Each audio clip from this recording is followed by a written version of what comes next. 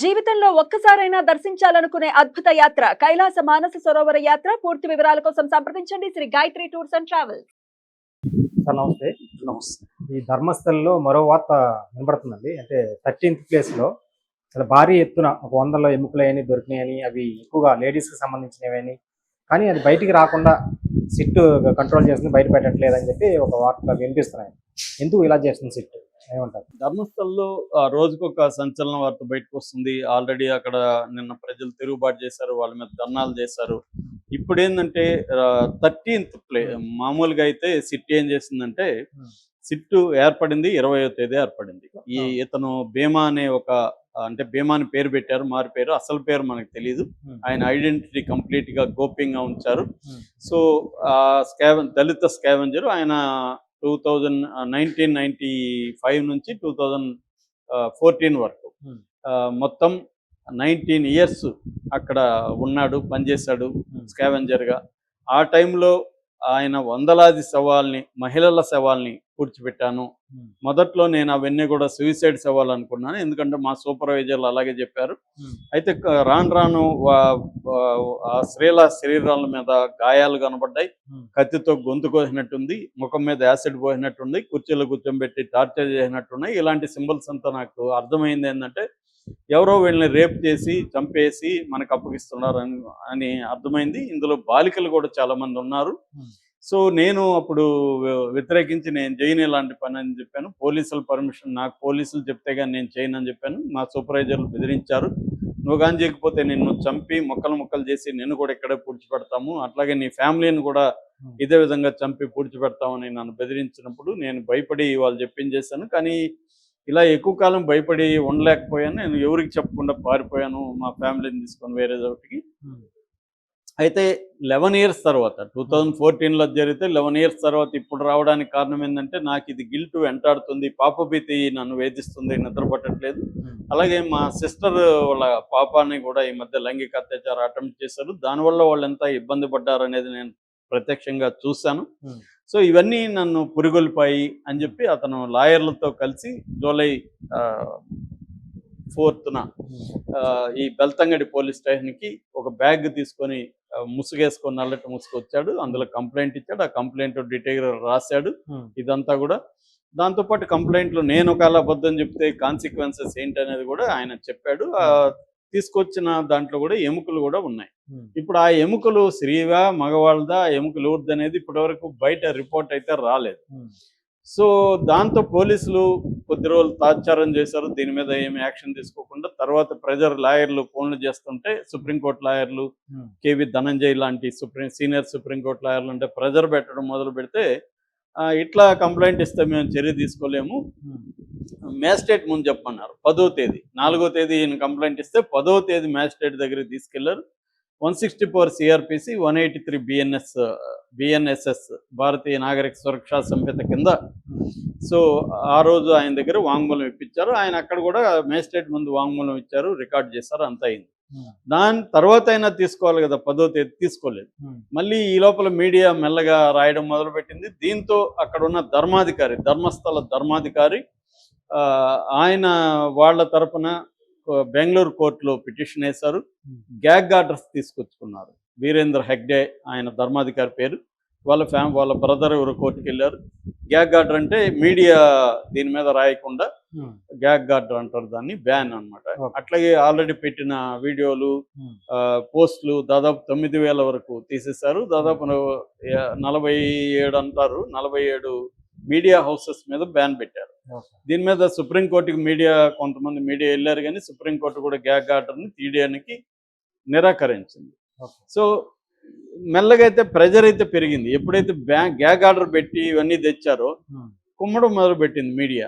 ఎన్ని చేస్తారు చేయండి అన్నట్టుగా విపరీతంగా పెట్టారు. లక్షల్లో ఉంటే పోస్టులు ఎట్లా తెస్తారు, దానికి ఒక పెద్ద మెకానిజం కావాలి. సో ఒక రకం కోర్టు ధిక్కారంతో అందరూ చేయడం మొదలు పెట్టారు. దాంతో ఏమైంది, ప్రెజర్ పెరిగింది. ఇక్కడ విచిత్రం ఏంటంటే, ఈ ధర్మాధికారి వీరేష్ హెగ్డే ఆయనేమో BJP Rajya Sabha member, BJP support ఉంది. మామూలుగా అయితే ఇది ఇంకెక్కడన్నా జరిగి ఇంకేదో ఎవరన్నా వేరే వాళ్ళు ఉంటే బీజేపీ ప్రతిపక్షం కాబట్టి గొడవ చేయాలి. అవును. కానీ ఇక్కడ బీజేపీ సైలెంట్ గా సైలెంట్గా ఉండడం కాకుండా సపోర్ట్ చేస్తుంది. ఓకే.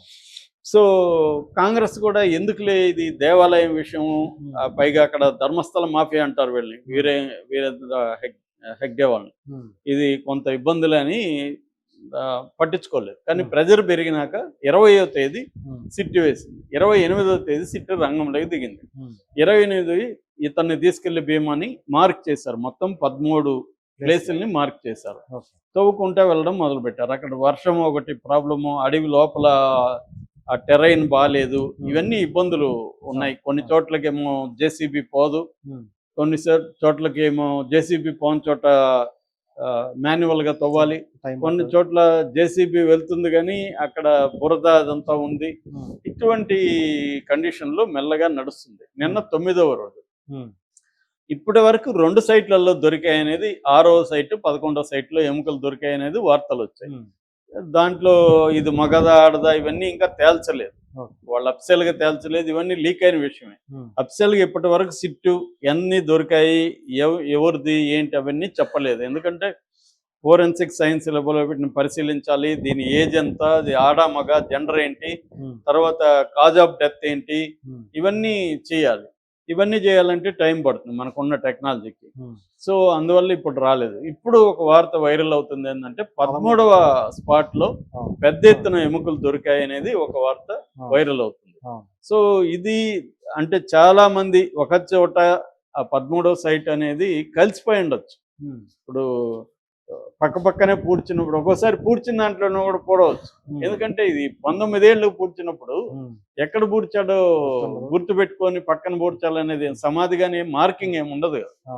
వాన పడుతుంటది, వెల్లవలు వస్తాయి, వరదలు వస్తాయి, మట్టి పూడుకుపోతుంది, ఇవన్నీ జరుగుతాయి కదా. అలాగా ఒకే చోట ఇప్పుడు అనేక మంది మహిళల ఎముకలు దొరికాయనే వార్త గుప్పుమని నిన్నంతా వైరల్ అవుతుంది ఆ 13వ సైట్ లో. దీంట్లో ఇవి కానీ తేలితే మొత్తం అసలు బయటకు వచ్చేస్తుంది అని చెప్తున్నారు.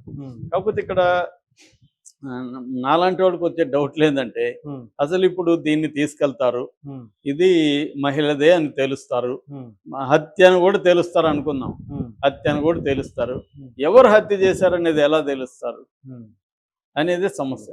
అప్పుడు ఈయన చెప్పాలంతే, ఎవడు ఫలానోడు చెప్పాడు నాకని చెప్పాలి.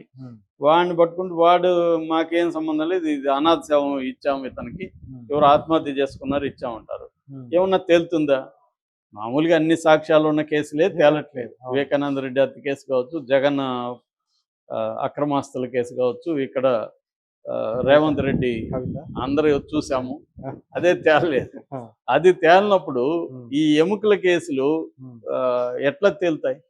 ఎవరు చంపారని, ఒకవేళ చంపినారని తేలినాక కూడా, చంపినారని తేలడమే కష్టం. ఎందుకంటే నిర్దిష్టంగా లేదు, నాట్ కాంక్రీట్ ఎవిడెన్స్ అంటారు, కన్క్లూజివ్ ఎవిడెన్స్ లేదంటారు. రేపు కోర్టుల్లో మారిపోతాయి. ఇక్కడ ఉండే నెరేటివ్ వేరు, కోర్టులో ఉండే నెరేటివ్ వేరు, పబ్లిక్ పర్సెప్షన్ వేరు, లీగల్ వ్యవహారం వేరు.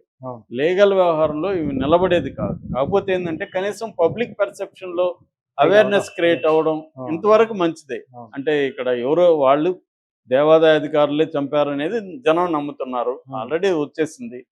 అందువల్ల రేపు భక్తులైనా కొంత జాగ్రత్తగా ఉంటారు. ఆ చంపిన వాళ్ళు కూడా నెక్స్ట్ చంపడానికి భయపడతారు. ఇటువంటి ఒకటైతే జరుగుతుంది.